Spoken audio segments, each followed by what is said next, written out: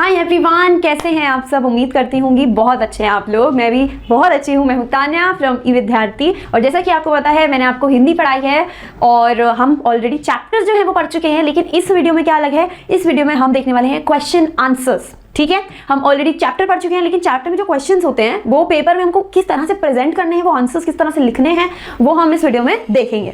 ठीक है जी, solutions basically हम इस वीडियो में पढ़ने वाले हैं। लेकिन उससे पहले मैं आपको बता दूं, आप डाउनलोड कर सकते हैं ई विद्यार्थी की वेबसाइट से फ्री में MCQ, solution, sample paper, important questions, previous year papers, books, notes, summaries, ये सब कुछ फ्री में ई विद्यार्थी की वेबसाइट से। ठीक है जी, तो चलिए अब हम चैप्टर को स्टार्ट करते हैं। चैप्टर के क्वेश्चन आंसर्स को स्टार्ट करते हैं अच्छे से और अच्छे से पढ़ते हैं। Let's go. नमस्ते प्यारे बच्चों, चलिए आज हम आपकी मल्हार पाठ्य पुस्तक से एक बहुत ही मजेदार अभ्यास करने वाले हैं। तो जल्दी से अपनी नोटबुक और पेंसिल निकाल लीजिए। शुरू करें। तो प्रश्न 1, सबसे पहले ये समझना जरूरी है कि इस अभ्यास में हमें करना क्या है। अब जरा स्क्रीन पर ध्यान से देखिए। देख रहे हैं, बीच में एक शब्द लिखा है प्रकृति और उसके चारों तरफ कुछ खाली गोले बने हुए हैं।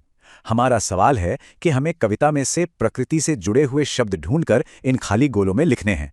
समझ आया? याद रखना है कि शब्द कविता में से ही चुनने हैं। इस अभ्यास का नाम ही है शब्द से जुड़े शब्द। इसका मतलब बहुत आसान है।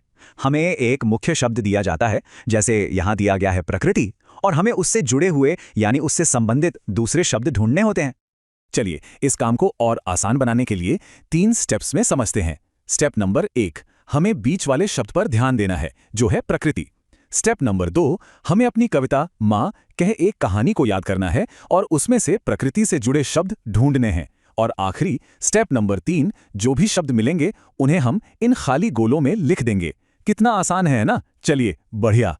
चलिए, अब जब सबको सवाल अच्छे से समझ आ गया है तो अब बारी है इसके जवाब ढूंढने की। तैयार है सब? तो किसी ने कुछ शब्द सोचे? कौन कौन से शब्द हो सकते हैं? जरा कविता को याद कीजिए और कोशिश कीजिए अपनी नोटबुक में उन शब्दों को लिखने की जो प्रकृति से जुड़े हैं। थोड़ा समय लीजिए, आराम से सोचिए। चलिए अब देखते हैं सही जवाब क्या है। ये देखिए, यहाँ सारे सही शब्द लिखे हैं जो हमारी कविता में प्रकृति से जुड़े हुए थे। अब जल्दी से अपनी नोटबुक में देखिए कि कितने जवाब सही लिखे हैं। मिलाइए जरा। तो चलिए एक एक करके इन सभी शब्दों को समझते हैं। पहला शब्द है फूल। फूल तो प्रकृति का हिस्सा होते ही हैं, है ना? फिर है उपवन, जिसका मतलब होता है बगीचा।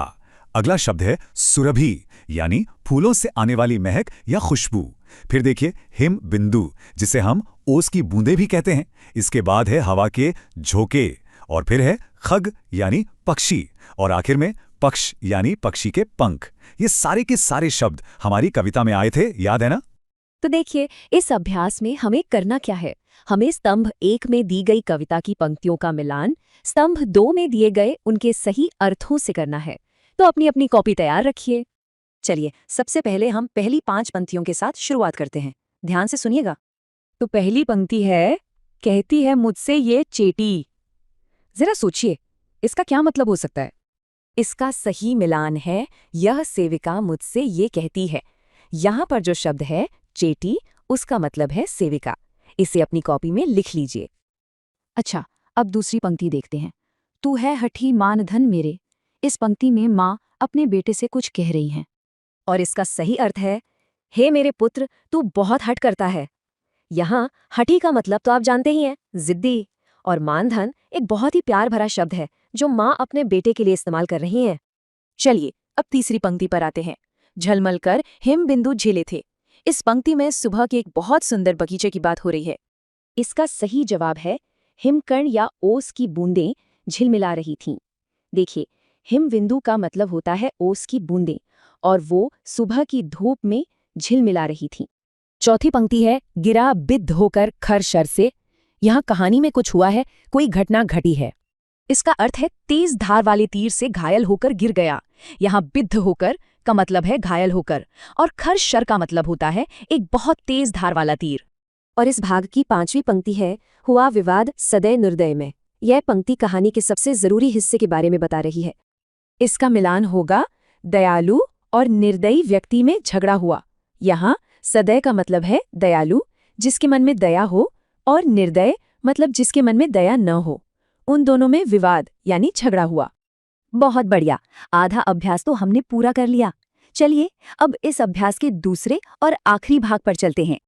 हमारी छठी पंक्ति है, कह दे निर्भय जय हो जिसका। यहाँ किसी से बिना डरे कोई फैसला देने के लिए कहा जा रहा है। इसका सही अर्थ है तू बिना डरे कह दे कि जीत किसकी होनी चाहिए। निर्भय का मतलब होता है बिना किसी डर के। अच्छा, आप 7वीं पंक्ति देखते हैं, तूने गुनी कहानी। इसका क्या मतलब हो सकता है? इसका मिलान होगा तूने कहानी को समझ लिया है। यहाँ पर गुनी शब्द का मतलब सिर्फ सुनना नहीं है, बल्कि कहानी का जो सार है उसे अच्छी तरह से समझ लेना है। चलिए 8वीं पंक्ति पर आते हैं। उभय आग्रही थे स्व विषय में। इसका सही अर्थ है दोनों ही अपनी अपनी बात पर अड़े हुए थे। यहाँ उभय का मतलब होता है दोनों, यानी दोनों पक्ष अपने अपने विषय को लेकर अड़े हुए थे। हमारी 9वीं पंक्ति है, तब उसने जो था खगबख्शी हठ करने की ठानी। इसका मिलान होगा तब उस तीर चलाने वाले ने हठ करने का निश्चय कर लिया।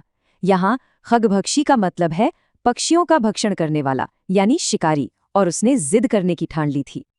और अब हमारी आखिरी और सबसे जरूरी पंक्ति, रक्षक पर भक्षक को वारे न्याय दया का दानी। ये इस पूरी कहानी का सार है बच्चों।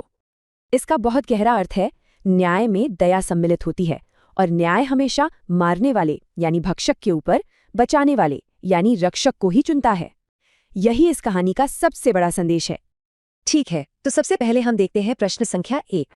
तो प्रश्न ये है कि आपको इस कविता को एक बार फिर से पढ़ना है और अपने दोस्तों के साथ मिलकर इसकी जो भी खूबियां हैं, जो भी विशेषताएं हैं, उनकी एक लिस्ट बनानी है। तो चलिए हम सब मिलकर ये सूची बनाते हैं। एक एक करके सभी विशेषताओं को देखेंगे और लिखेंगे। तो सबसे पहली विशेषता है संवादात्मक शैली। संवाद का मतलब होता है बातचीत।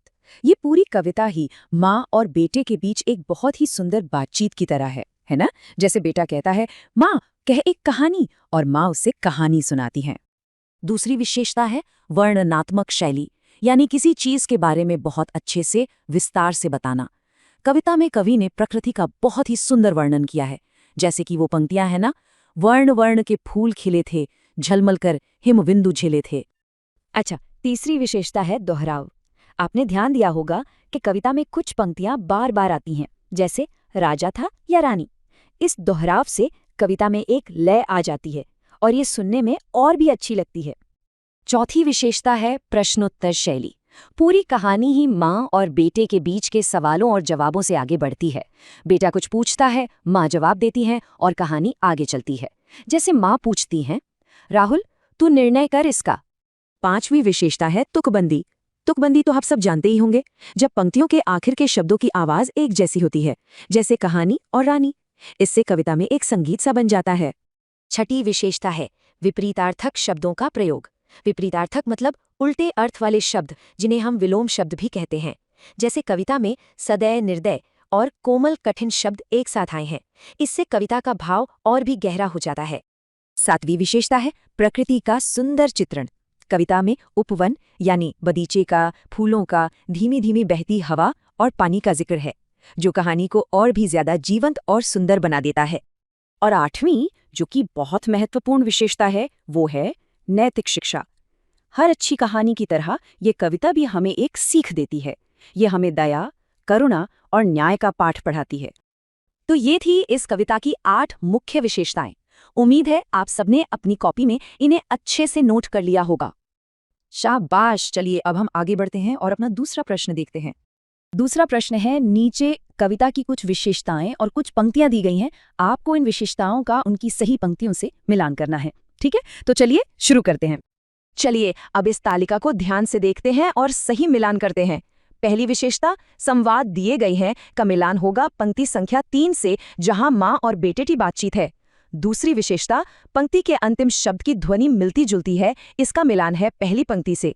तीसरी विशेषता कुछ शब्द 2 बार और साथ साथ आए हैं, इसका मिलान भी तीसरी पंक्ति से किया गया है। चौथी विशेषता विपरीतार्थक शब्द का मिलान पहली और 5वीं पंक्ति से होगा, जहां सदैव, निर्दय और कोमल कठिन शब्द आए हैं। पांचवी विशेषता प्रकृति का वर्णन, इसका मिलान छठी पंक्ति से है, जहां फूलों और पानी का वर्णन है।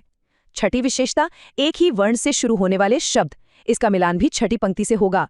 सातवीं विशेषता प्रश्न उत्तर का मिलान फिर से तीसरी पंक्ति से होगा, जहां माँ बेटे से प्रश्न पूछ रही हैं। और आखिरी विशेषता शब्द की वर्तनी बदलकर उपयोग का मिलान है चौथी पंक्ति से, जहां मानधन शब्द आया है। तो बच्चों, इसी के साथ हमारा आज का यह अभ्यास कार्य पूरा हुआ।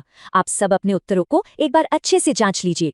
उम्मीद है कि आपको सारे उत्तर अच्छी तरह से समझ में आ गए होंगे। हम अगली कक्षा में फिर मिलेंगे। उम्मीद करती हूँ आपको बहुत अच्छे से क्वेश्चन आंसर समझ आ गए होंगे, और अगर आ गए तो do like, share and subscribe. ठीक है, मिलती हूँ आपसे दूसरी वीडियो में। बाय।